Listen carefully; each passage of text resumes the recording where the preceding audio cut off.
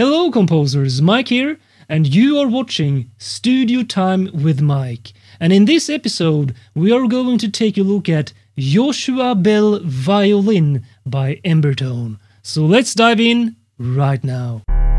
Watch behind the scenes as I compose music, record epic ideas, do sound design, play with new sounds, and do all kinds of creative work in my studio. Welcome to Studio Time with Mike. Alright, so let's start out with the most important thing. How does Joshua Bell Violin sound in a real music composition? So I will now play for you this complete track that I made, and I especially used Joshua Bell Violin for the leading melody throughout the whole composition. So listen carefully to the sound of the violin and how it works with the rest of the tracks in this music composition.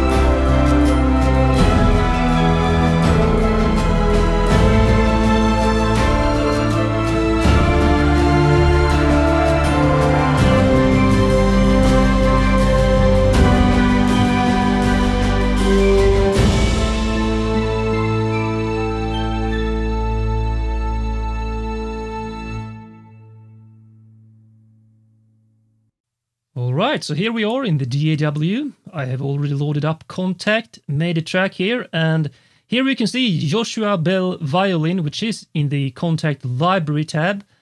And it's simply a single patch that you load up.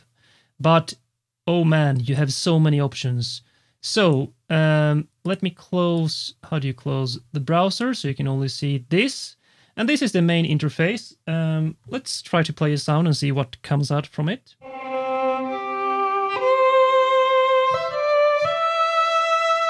So, I have to say just from the start, I have tried many different solo string libraries, and this is my current favorite. Joshua Bell is an amazing world-class violin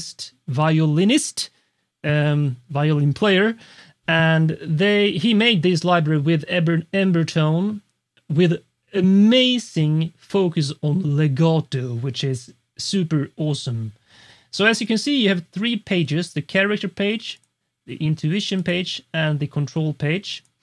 And this is really important, especially the control page is something I wish more developers would add, because here you can choose how you want to record your performances. So it's set on simple keyboard control right now, which means these settings, as you can see, long dynamics on the velocity, short dynamics, velocity. So if I play softly, you can see it's lower dynamics here. And if I play softly and do a legato transition here on my keys, you can see it's portamento. So it adapts to what you actually, or how you play. However, me personally, when I play melodic lines, which you obviously do on a solo violin, I often want to use the mod wheel to control the dynamics. So you can set Pro controller configuration here. So you can see dynamics, let's see, master mod wheel. You have the dynamics on the mod wheel for the long notes, on the short notes, it's velocity, or you can create your own custom setting. So let's use the master mod wheel for now. You can see this here, and if I play something now,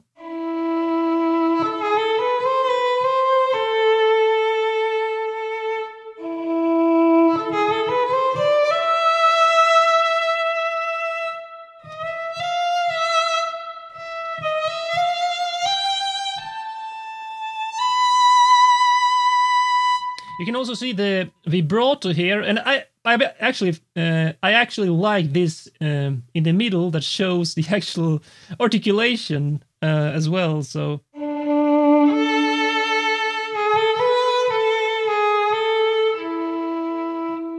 you see it in pianissimo, fortissimo, and so on. And the vibrato here is, there's two different vibratos.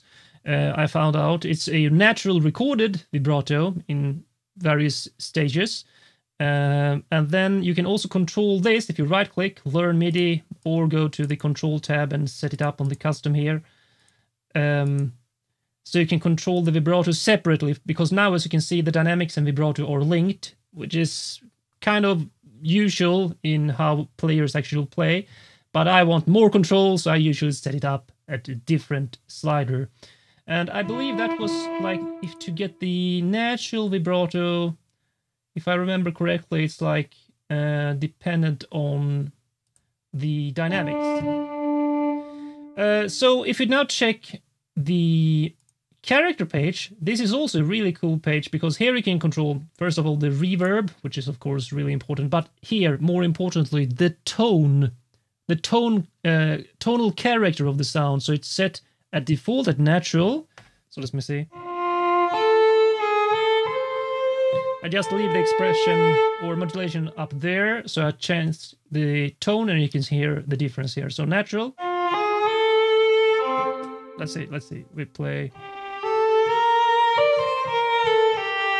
Or warm.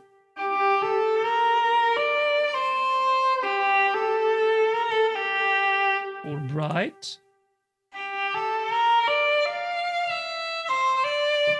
Or delicate.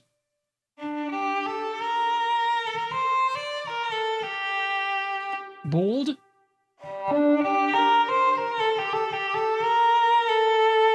Clear.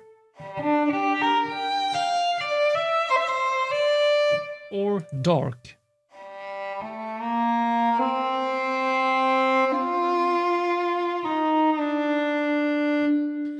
So those are the different settings for the tone control. Then you have the intuition page. Again, you can dive really deep here, and to be honest, I haven't even tried all these settings, but as you can see, it's called Advanced Humanization and Automation. So I find that usually leaving these at the default settings made by Embertone really works well. So you have some attack pitch instability on here, and slur bow variants, vibrato, non-vibrato variants, and so on. But if you want, you can, of course, go in and adjust these settings manually. So if you change the custom here into long dynamics CC, that's what I want. I actually like having the short dynamics on velocity, because then you can do... Let's see, I need to change... Where's the sustain? Oh, you have lots of variations down here. So you have the sustain, tremolo on the key switch here. Oh, I haven't ever even tried this, but you can actually... And then it goes back to the sustain. That I like.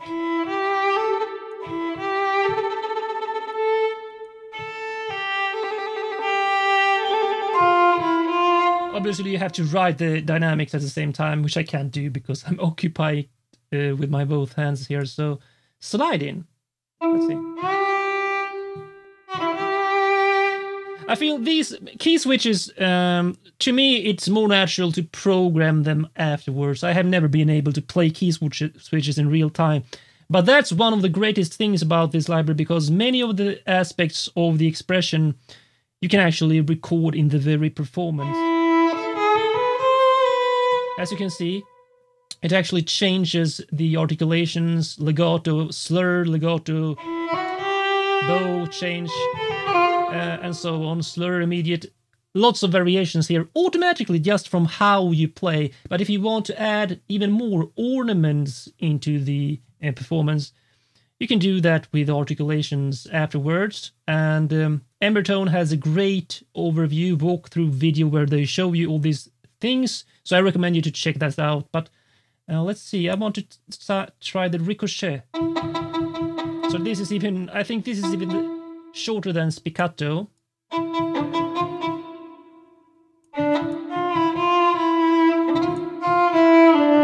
Let's see, where do we have it?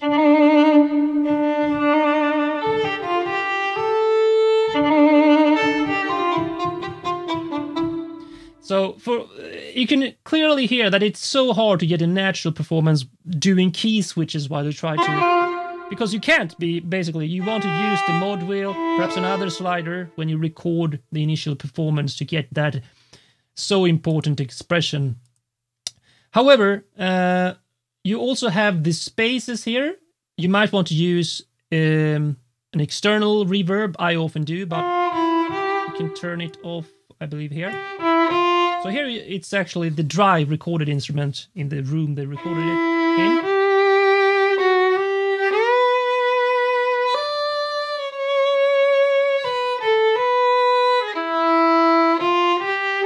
So you can actually hear that it has a really, really cool high quality sound even without adding all that reverb.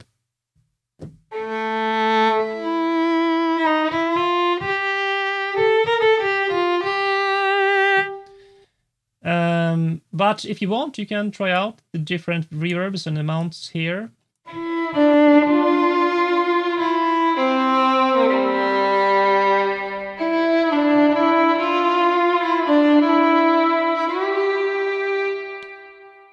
So, personally, I often have a bit of reverb in the plugin itself, and then I might add a bit more scoring stage or whole reverb in my GAW on a send effect. But as you can see, this is a really amazing solo violin, especially for the quality in the sound. It's performed by Joshua Bell himself, but more importantly for me, the expression in the performance that adapts to you, how you play, how you perform all expression things. And finally, the control you have. You can go so much in depth to control the character of the sound, all these humanization aspects, and more importantly, adapt the controls configurations to how you want to perform your violin parts. Subscribe now and watch a lot more videos on composing music, producing music, sound design, Logic Pro X and much more. I'll see you in the next video, my friends.